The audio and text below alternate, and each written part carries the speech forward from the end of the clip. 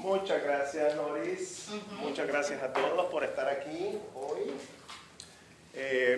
Yo voy a hablar de un poeta que archiconocido de todos ustedes, Ernesto Cardenal, y la relación con la cultura popular nicaragüense. Esto viene de un libro en el que estoy trabajando que, digamos, relaciona la literatura nicaragüense con la música, la historia, la cultura, viendo las interrelaciones que se dan entre esos diferentes aspectos de la vida, ¿no? Y las dos canciones que hemos escuchado tienen referencia con el poema en particular al que me voy a referir. Pero voy a empezar primero hablándoles del poema más reciente de Ernesto Cardenal, que se llama Humboldt. En su poema más reciente, Humboldt, se trata de un poema largo, narrativo, como toda la obra de Cardenal. Alexander von Humboldt, muy conocido de todos ustedes, vivió entre 1769 y 1859, ya viejo, en su apartamento de París, frente al Sena, frente al Pont Neuf, recuerda su encuentro con Bolívar, recuerda su viaje por la selva brasileña, por los ríos de Sudamérica, el Cassiquiare, el Orinoco, el Amazonas. Describe la selva tropical, las frutas, las plantas, los animales y compara todo eso con Europa. Sueña con la unidad de América Latina, sueña con la construcción de puentes y grandes ciudades, comercio, barcos. Habla de su encuentro con Jefferson y la idea de Jefferson de tres grandes naciones unidas. El poema termina con la desilusión final por el hecho que América Latina todavía está por verse. Esa América unida de Humboldt y Bolívar aún está por verse. Se trata, por tanto, de un poema de desilusión, un poema de vejez, donde los sueños no se han realizado y ya parece que no hay esperanzas postreras. Este es un poema que glosa la historia. Un poema que, como casi toda la obra de Ernesto Cardenal, reescribe la historia en forma poética, retrabajando los textos de historia, la biografía de Humboldt, para crear una nueva versión de ese texto. Textos de textos de textos. Así ha sido toda la obra de Ernesto Cardenal. Como en grandes partes de su obra, Cardenal ha optado por suprimir las puntuaciones, exceptuando las comillas y los puntos, en algunos casos el guión, pero aparte del punto final, no hay puntuación en su poesía. Son poemas de versificación libre, con una distribución un poco arbitraria a veces del texto en la página. La descripción de los indígenas idealizada y la figura de Humboldt dominándolo todo. La mente de Humboldt como el grado cero de la focalización del poema. El recuerdo de un viejo que desde la tercera edad recuerda su viaje por Brasil. Este es un poema escrito por Ernesto Cardenal hace apenas 2 o 3 meses. Para que la idea es demostrarles que a todo lo largo de la obra se da este principio del que voy a hablar. La tesis de esta conferencia es demostrar que en la obra de Ernesto Cardenal ha sido una gran obra de reescritura, donde podemos decir una adaptación de antiguos textos a nuestro mundo contemporáneo, a nuestros problemas, a nuestra realidad. Los salmos, el estrecho dudoso, homenaje a los indios americanos, pasajes y versos de muchos de sus libros pueden ser estudiados como reescritura de otros textos. Al reescribirlos, Cardenal los ha hecho nuestros, los ha naturalizado, los ha acercado a nosotros. En este sentido, la obra de Cardenal es un palimpsesto, que hay que leerlo con la mirada puesta en las diferentes capas textuales. De esta forma, Cardenal no solo ha entrado en la literatura y la cultura popular nicaragüense, sino que también nos ha enseñado a leer la Biblia, a leer las historias indígenas, a leer la historia colonial de América y a entender este mundo material y espiritual. Una de las formas de medir la influencia de una obra literaria es la fuerza con la que ha entrado en la cultura popular. Digo una forma porque hay obras importantísimas que no han entrado en la esfera de la cultura popular. Y la belleza literaria no se puede medir por la popularidad de una obra. No obstante, creo que el nivel de penetración de una obra es un indicador que esos textos han surgido y han incidido en la vida de un pueblo. Esta es mi hipótesis en esta conferencia.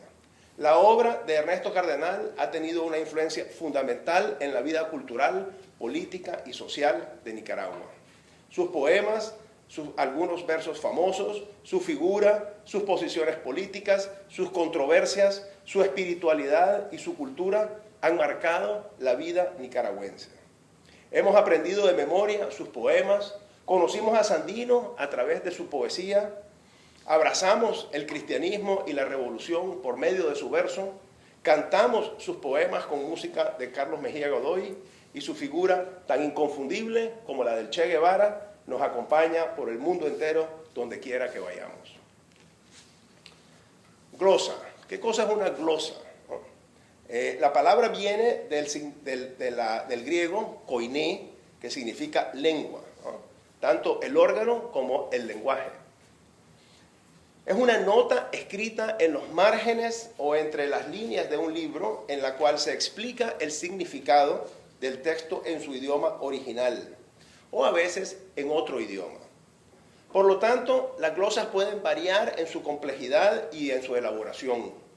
Desde simples notas al margen de alguna palabra que un lector puede encontrar oscura o difícil, hasta traducciones completas del texto original y referencias a párrafos similares. La glosa fue un género muy común en la teología bíblica medieval, llegando a ser estudiada y memorizada prácticamente por sus propios méritos, sin importar su autor. Muchas veces un pasaje bíblico era fuertemente asociado con una glosa en particular, cuya verdad numerosos teólogos daban como un hecho. Este fenómeno también se dio en el ámbito de las leyes medievales. La glosa sobre el derecho romano, por ejemplo, o sobre el derecho canónico, se convirtieron en puntos de referencia relevantes. Algunas glosas célebres son la Magna Glosarota de los Salmos, por ejemplo, de Pedro Lombardo, fechada hacia 1160, o las apostillas del franciscano Nicolás de Lira, por ejemplo, del siglo XIV. La glosa, por tanto, es un género propio de un tiempo en que los eruditos tenían poco acceso a los libros, que eran estudiados con minuciosidad. Con la llegada de la imprenta, este género empezó a decaer hasta su desaparición. Ahora hay infinidad de textos que nos explican lo que queremos buscar y generalmente los sacerdotes, los religiosos, que eran unos de los que principalmente usaban las glosas para sus sermones, para sus enseñanzas, ahora pues tienen manuales especialmente dedicados a eso. Por tanto, no debe sorprendernos que Ernesto Cardenal, sacerdote de formación, trapense, educado en Getsemaní, Kentucky, no muy lejos de aquí, utilice la glosa como principal procedimiento de escritura en su obra. Podría haber escogido muchos textos diferentes para tratar este tema, pero por el tiempo limitado que tenemos me voy a concentrar únicamente en la figura de Sandino. Y Sandino desapareció de la pantalla como le pasó algún momento en la historia. Ups. Qué linda se escucha. Sí, yo sé que es muy linda, pero... La La figura más importante de la historia de Nicaragua y quizás de la historia antiimperialista de América Latina es Augusto César Sandino, 1895-1934.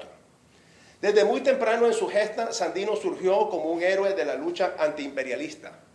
Atrajo la atención de intelectuales y escritores que apoyaron su causa y cantaron su gesta, y llegó a convertirse en uno de los más importantes símbolos del siglo XX.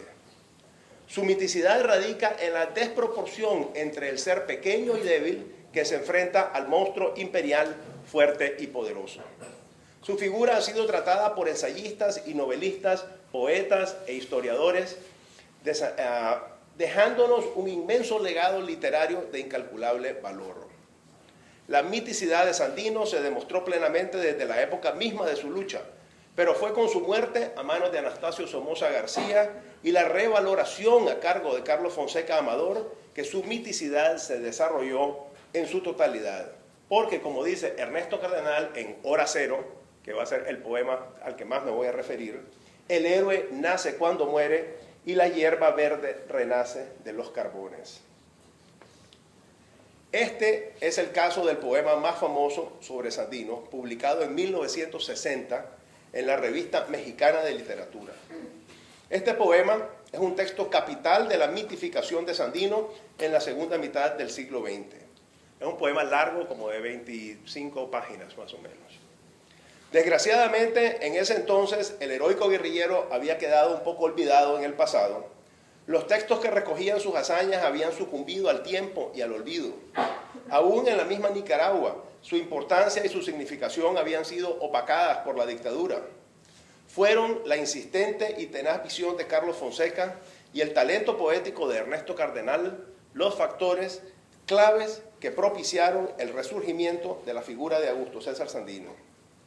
En este largo poema, Cardenal empieza por referir las condiciones de explotación y miseria que sirven como precedentes a la lucha de Sandino, para luego entrar a relatar las circunstancias en que empieza su lucha. Este es un poema sumamente conocido y estudiado. Fabiola Mora lo musicalizó, Carlos Mejía Godoy lo hizo famoso durante los años de la insurrección popular sandinista y la juventud nicaragüense de la época lo sabía de memoria. La relación entre el poema de Cardenal y la canción de Carlos Mejía Godoy es central en el proceso de penetración de la obra poética en la cultura popular nicaragüense y latinoamericana. Esta es la figura de Sandino que se recoge en el poema. Su cara era vaga como la de un espíritu, lejana por las meditaciones y los pensamientos, y seria por las campañas y la intemperie. Y Sandino no tenía cara de soldado, sino de poeta, convertido en soldado por necesidad, y de un hombre nervioso, dominado por la serenidad. Había dos rostros superpuestos, una fisonomía sombría y a la vez iluminada, triste como un atardecer en la montaña y alegre como la mañana en la montaña. Fin de la cita. Hay que señalar que algunos de estos símiles vienen directamente de otro libro, el libro de Ramón Balaustegui Goitia, que se titula Con Sandino en Nicaragua, la hora de la paz, de 1934, respondiendo a la técnica más usada por Cardenal en su obra, como es la glosa. Cardenal glosa algunas frases de Balaustegui Goitia, como hace con numerosísimos textos a lo largo de toda su obra. Es importante estudiar las estrategias discursivas que Cardenal emplea para lograr la visión mítica de Sandino. Por ejemplo, rechaza el rostro de soldado. Rechazar el rostro de soldado es sumamente importante en una sociedad donde se ha aprendido a odiar al soldado por todo lo que representaba la guardia somocista. Sandino, cuya gesta es en sí militar, se distancia de esa categoría odiosa y odiada en el imaginario social nicaragüense. El poeta Cardenal opta en cambio por darle el rostro de poeta, la figura más carismática y admirada en ese mismo imaginario social. Distanciar a Sandino de lo militar es por lo tanto una estrategia fundamental para lograr la mitificación de esa figura. Como dije, la descripción física que hace Balaustegui Goitia de Sandino ha resultado ser central y persuasiva. Leamos con atención algunas de las características que Balaustegui Goitia apunta acerca de Sandino, y cito: hay en su rostro, macerado por las privaciones de la campaña, un efecto raro, como de dos caras superpuestas, una que expresa alegría juvenil y otra que revela el dolor y las preocupaciones. Fin de la cita. Esta dualidad del héroe es otro rasgo fundamental de su miticidad: ser y no ser, severo y tierno, joven y maduro. La dualidad es imperativo central de la totalidad. No se puede ser completo sin ser dual, ya que para abarcar hay que escindirse. Sandino logra el estatus heroico con que lo conocemos gracias a esa dualidad, a esa capacidad para ser suave y férreo, compasivo y aguerrido, humilde y soberbio. Hay dos tipos de personalidad, dice Balestig-Goitia, siguiendo algunas teorías psicológicas de principios del siglo XX. Y cito, o se es hombre de especulación o un soñador. Fin de cita. Pero en Sandino, Balestig-Goitia encuentra ambas características. Cita, en este cabecilla los dos aspectos se hermanan y es un organizador de conjunto y de detalle y al mismo tiempo un hombre de ideas amplias y sobre todo un vidente, un iluminado en el mejor sentido de la palabra. Fin de la cita. Cardenal utiliza este material y lo hace poema en una de las composiciones más influyentes del siglo XX. Hora Cero narra la historia de Sandino dentro del contexto de la historia de Centroamérica, con sus caudillos y sus dictadores, con la explotación de las multinacionales norteamericanas y la corrupción del dólar norteamericano impuesto en América Latina durante la segunda mitad del siglo XIX y la primera del XX. Hora Cero es un poema narrativo extenso, de sintaxis simple y casi totalmente carente de metáforas. La segunda parte narra la tortura de Adolfo Báez Bone, Pablo Leal y Luis Gaguardi, todos mártires sandinistas, estableciendo una genealogía heroica, una linealidad en la lucha contra el imperialismo norteamericano y la dictadura somocista. Carlos Mejía Godoy, en la tercera estrofa de su famosa canción, importa una referencia literaria de Ernesto Cardenal. Como dijo el poeta trapense de Solentiname, no quisieron decirnos el sitio donde te encontrás, y por eso tu tumba es todito nuestro territorio, en cada palmo de mi Nicaragua, ahí vos estás. Así dice la canción. Aunque la cita no es literal, traduce el sentido general de Hora Cero de Ernesto Cardenal. Hay una mística en la visión del héroe que tiene mucho que ver con la mística religiosa. Hay una transustanciación del héroe que se extiende por todo el territorio nacional, que está en cada palmo de la tierra, que se compenetra con la tierra de la nación. Se da un proceso de metonimia, donde el héroe sacrificado, su cuerpo, sus restos, se convierten en el territorio nacional de la tierra, en la tierra que trabajan los campesinos, en la tierra que da fruto a los hombres. Hay una constante recreación del héroe. Como Cristo, el héroe muere, pero resucita, renace. Esa es la idea claramente representada en la estrofa quinta de la canción. Guerrillero, vos nacés de nuevo en la carabina, en los bronquios de Pedro el minero que en Ciuna murió, en los ojos de los miserables que en Acahualinca aún esperan sedientos la aurora de la redención. El héroe sacrificado, torturado y muerto, cuyo cadáver nunca ha sido encontrado, por metamorfosis, renace en todos y cada uno de los hijos marginados de ese pueblo. La revolución es aurora de la redención, significante que claramente nos remite al padecimiento y la redención cristiana. Queda claro que todo el proceso de mitificación del héroe y su comparación con el sacrificio de Cristo, el héroe por antonomasia, y la redención de los hombres. Esta canción de Carlos Mejía Godoy, sumamente popular, cantada y repetida miles de veces por millones de nicaragüenses, es sin duda uno de los textos señeros del proceso de mitificación de Sandino. Está basada en el poema Hora Cero de Ernesto Cardenal, que a su vez es una glosa del libro de Ramón Belaustegui-Goitia. Otro texto importante en el proceso de mitificación de Sandino es la canción Eran 30 con él, que también escuchamos brevemente al principio, de Luis Enrique Mejía Godoy. El estribillo de la canción dice, y se fue, eran 30 con él. Viene también del poema de Ernesto Cardenal, Hora Cero, y con él 30, nos dice el poema. Esta canción es central en todo el proceso de mitificación del guerrillero. Retoma algunos de los signos claves de la identidad de Sandino, en particular la palabra bandolero, que fue la muletilla con que Somoza denigró siempre la gesta de Sandino. Le decían bandolero por mirar el sol de frente, quería tanto a su pueblo, no quería ser presidente. Y más adelante, dejar la casa, la milpa, es jodido, pero es bueno, Por pensar hacia Sandino, lo llamaron bandolero. Se da así una purificación del héroe. Una canción es una explicación de la gesta de Sandino. Esta canción es una explicación de la gesta de Sandino, necesaria porque la población nicaragüense no tenía una idea muy clara de lo que había sido la lucha de Sandino en las Segovias entre 1927 y 1933. Somoza había desplegado una campaña de desprestigio enorme y había un desconocimiento abismal de la verdadera significación de la lucha de Sandino. Voy terminando. Otra metáfora importante relacionada con la significación de la gesta de Sandino es la de la luz. Sandino es la luz que alumbra el camino. En la canción nos dice, ¿qué es aquella luz allá lejos? ¿Es una estrella? Es la luz de Sandino en la montaña negra, dice Ernesto Cardenal en La Hora Cero.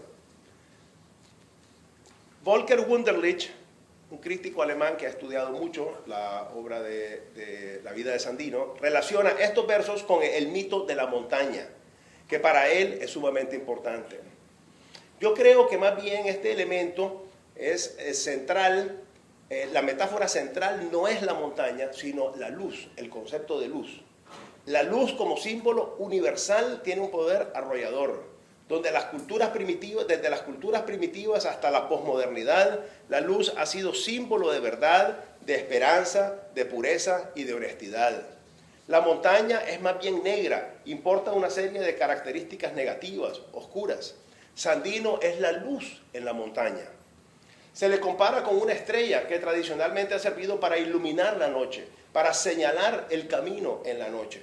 No es la estrella del norte, es Sandino en la montaña señalándonos el camino.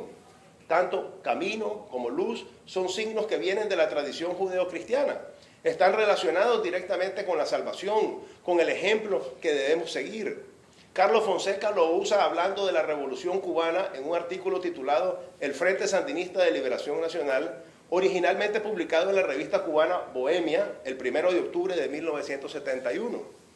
El movimiento glorioso del pueblo cubano, dice, encabezado por Fidel Castro y Ernesto Che Guevara, alumbró el camino de todos.